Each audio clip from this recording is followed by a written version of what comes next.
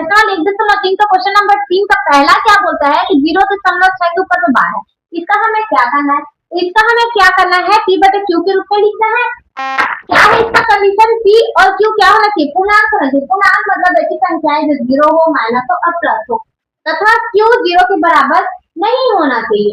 ठीक है, तो क्या है 0.6 के ऊपर में बार है। ठीक है, तो यहाँ पे आप लोग देख लेंगे, यहाँ पे हम लोग लिखेंगे x इक्वल टू 0.666 ये जाएगा डॉट डॉट डॉट, हमें नहीं पता कहाँ तक जाएगा ये। ठीक है, तो अब आप बोलेंगे मैम इसको क्यों किए, तो मैं आप लोग को बता दूं, किसी भी संख्या के ऊपर में बार होता है तो वही संख्या बार बार रिपीट होगी। ठीक है, अगर दो संख्या के ऊपर में बार है तो वो संख्या बार बार रिपीट होगी, माने 66 करके आता जाएगा। ठीक है, उसी तरह 6 के ऊपर में बार है तो 6 से 6 रिपीट हो गया, बस सिंपल सी बात है।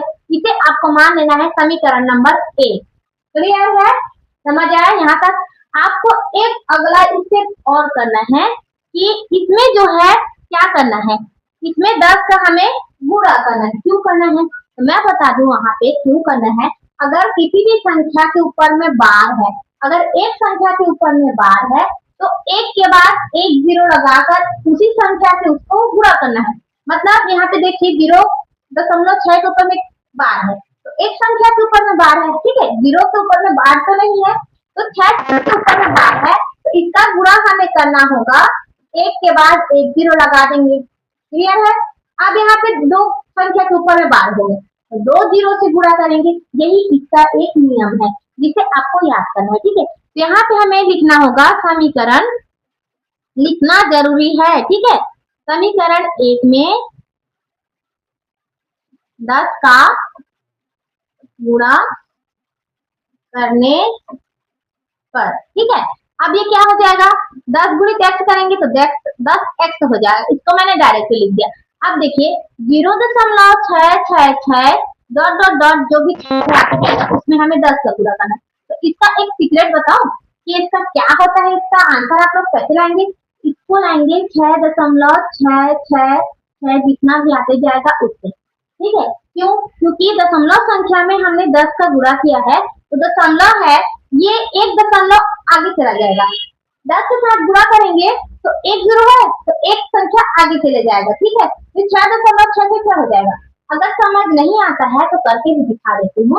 ये हो गया 0.6 गुणित हो जाएगा 10। ठीक है, तो जीरो का जीरो, ठीक है, जीरो का जीरो पूरा होगा। ठीक है, एक का गुणा 6 के साथ 6 और एक का गुणा 0 हो जाएगा 0 6 0। यहाँ पे आप लोग देख लेंगे दशमलव के बाद एक संख्या है। ठीक है, तो आप लोग को क्या करना है, एक संख्या यहाँ से छोड़ देना है, सॉरी यहाँ से छोड़ना है। ठीक है, एक संख्या यहाँ से छोड़ना है और दशमलव लगाना है यहाँ पे। ठीक है, दाएं साइड से जितनी भी संख्याएं होंगी उस संख्याओं को छोड़ देना है और यहाँ पे दशमलव लगाना है। ठीक है, क्लियर है, यहाँ पे आपका 6 आ रहा है, 6 से 6 का गुणा हो जाएगा तो ये तो 6 आते जाएगा ना। ठीक है, तो देखिए यहाँ पे हमने किया है 6.6 यहाँ पे आ गया है। ठीक है, तो ये हो जाएगा 10x का मान आया है, ये हो जाएगा आपका समीकरण नंबर 2। अब एक और अगला स्टेप करना है कि इस दो में एक को घटा देना है, कुछ नहीं बस दो में एक को घटाना है। तो कैसे घटाएंगे, यहाँ पे आपको लिखना पड़ेगा, ये जरूरी है, मैं बार बार बोल रही हूँ। समीकरण 2 में समीकरण 1 को क्या करना है, घटाना है।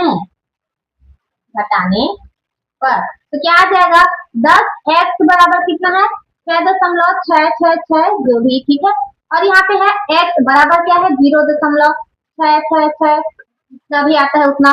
इसको हम लोग घटाएंगे तो क्या आएगा हमारे पास, देखिए हमारे पास क्या आएगा, 10 में एक गया कितना बचा 9x बचा। अब देखिए 6.666 आया है। ठीक है, तो अब 6 का हम 6 घटाएंगे तो क्या आ जाएगा 0, 6 में 6 घटाएंगे 0 0। अब 6 में 0 घटाएंगे तो क्या आएगा 6 आएगा, तो 6.00 इसे हम 6 भी लिख सकते हैं। ठीक है, समझ आया, 6 मतलब 6.00 मतलब ये 6 हो गया, 6 रुपया बोल दो। ठीक है, ये हो गया। आप 0 को हटा सकते हैं अगर दशमलव के उस साइड हुआ तो, अगर दशमलव के इस साइड रहेगा तो आप किसी भी संख्या को नहीं हटा सकते। ठीक है, अब देखिए 9x है और यहाँ पे 6 है तो हमें x का वैल्यू निकालना है। ठीक है, तो क्या करना होगा, ये 9 को इस साइड दे देंगे, x बराबर कितना होगा 6। अब ये गुणा के रूप में है, ठीक है, तो क्या हो जाएगा, भाग के रूप में हो जाएगा, तो कटेगा 3 दूनी 6 और 3 तिया 9, हो गया। कितना आया है 2/3। तो यहाँ पे q का मान हमारा क्या है, कंडीशन के हिसाब से p बटे q के रूप में है, जहाँ p और q क्या है, पूर्णांक है, और q 0 के बराबर नहीं है, तो ये आ गया बेटा हमारा 0 के बराबर नहीं है, तो आंसर आ गया। इसके बाद आपको कुछ नहीं करना, ठीक है। एक बार और मैं बता दूं कि x का मान हमने माना है x बराबर 0.666 जो भी आया है, ठीक है। आप x की जगह में x y z जो भी लिख सकते हैं। अब इसे समीकरण माने 10 का गुणा क्यों किए हैं, क्योंकि एक संख्या के ऊपर बार है तो हमें 10 का गुणा करना है, ये मान लीजिए, या नहीं मानना है तो एक के बाद एक जीरो लगा के गुणा करना है, ठीक है। तो 10x आया, अब इसका मान हो गया, ठीक है। तो 10x का हमने गुणा किया है 0.666 से, ठीक है। तो इसका मान दिया है, फिर समीकरण 2 में हमने एक को घटाया है, जिससे इसका मान आ गया है। ये हो गया क्लियर। अब चलिए हम दूसरा और तीसरा को एक साथ देखते हैं, ठीक है। तो देखिए मैंने यहाँ पे लिखा है 0.47 दूसरा क्वेश्चन है, और तीसरा है 0.001 इसके ऊपर में बार है, ठीक है। ये वाला जो क्वेश्चन है वो पहला क्वेश्चन जैसे है, तो ये आपके लिए होमवर्क है, इसका आंसर आप लोग को बताना है, कमेंट बॉक्स में कमेंट करके बताना है कि इसका आंसर कितना आया है, ठीक है। तो मैं आपको सही आंसर बताऊंगी इसके बाद, ठीक है। अगर सही हुआ तो सही है बोलूंगी, और गलत हुआ तो मैं उसका सही आंसर आप लोग को बताऊंगी, ठीक है। तो देखिए हमने क्या लिया है, तीसरा क्वेश्चन 0.008, ठीक है। तो हम मानेंगे x बराबर, हमने बताया है कि बार है, उतनी बार क्या हो जाता है, बार बार आता है वही संख्या, ठीक है। तो ये हो जाएगा 0.001। अब बार कौन कौन सी संख्या में 001 में है, तो 001 लिखिए, फिर 001 ये जाएगा आपका अनंत तक, ठीक है। इसको हम लोग समीकरण नंबर 1 मानेंगे, ठीक है। क्लियर हो गया। अब देखिए अब कितनी संख्या में बार है, तो आप बोलेंगे मैम 3 संख्या में बार है, तो देखिए जितने में बार होता है उसमें हम उतनी जीरो लगाकर एक के साथ, सॉरी एक में हम उतनी जीरो लगाकर उस संख्या के साथ गुणा करते हैं, मैंने बताया है। यहाँ पे 3 संख्या में बार है, तो हम एक के बाद कितने जीरो लगाए हैं, 3 जीरो लगा दिए, ठीक है। उसी 1000 से हमें गुणा करना है, क्लियर है। यहाँ पे हमें लिखना है समीकरण नंबर 1 में किसका गुणा करने पर 1000 का गुणा करने पर, ठीक है। आपको कितनी बार अभी क्वेश्चन दे दिया जाए, अगर आपका प्रैक्टिस है उस क्वेश्चन में पकड़ है, आप बिल्कुल सही तरीके से उसका हल निकाल के ला सकते हैं। अगर आप प्रैक्टिस नहीं करते हैं तो ये नहीं हो पाएगा आपसे, ठीक है। तो देखिए समीकरण 1 में 1000 का गुणा करेंगे, ये हो जाएगा 1000 x हो जाएगा, ठीक है। अब देखिए 0.001 है, ये हो जाएगा 0.001 001, और यहाँ से डॉट और डॉट करके करेंगे आप 1000, ठीक है।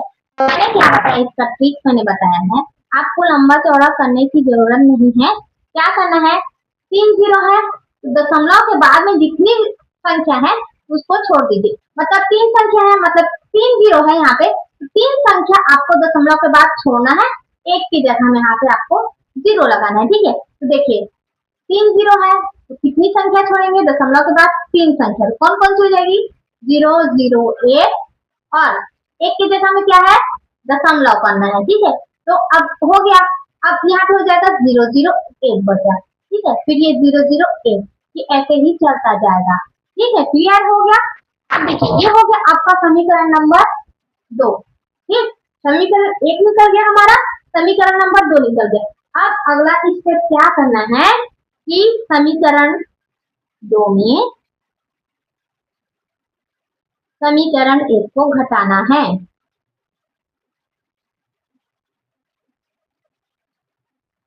समीकरण घटाने पर ये हो गया।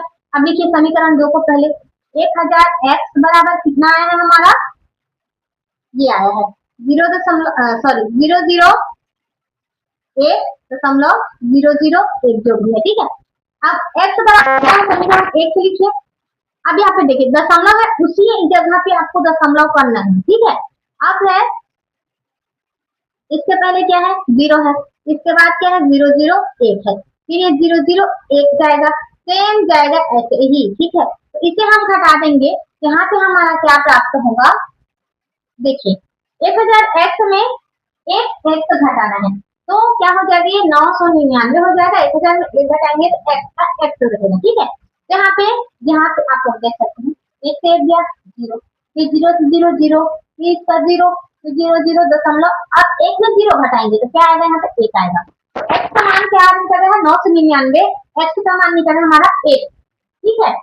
एक के बाद दशमलव है, जीरो जीरो को हम लोग हटा सकते हैं, अगर किसी भी संख्या के बाद दशमलव है उस संख्या को हम लोग हटा सकते हैं अगर जीरो हुआ तो दशमलव के बाद, ठीक है।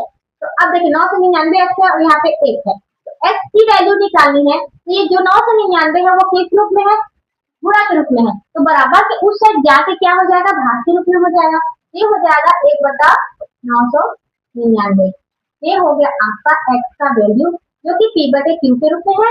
p और q क्या है, पूर्णांक है, और q किसके बराबर नहीं है, ये 999 जीरो के बराबर नहीं है, तो यही आपका करेक्ट आंसर है, ठीक है। तो ये हो गया आपका क्वेश्चन नंबर 3 का पहला, दूसरा और तीसरा नंबर का क्वेश्चन पूरी तरह से सॉल्व हो गया, ठीक है। तो अगर वीडियो अच्छा लगे तो लाइक करें और अपने दोस्तों के साथ शेयर जरूर करें, और नए बच्चे हैं तो सब्सक्राइब कर लीजिएगा। तो अब मिलते हैं अगली क्लास में, तब तक देखते रहिए, सीखते रहिए और मैथ को जरूर करते रहिए। Thank you.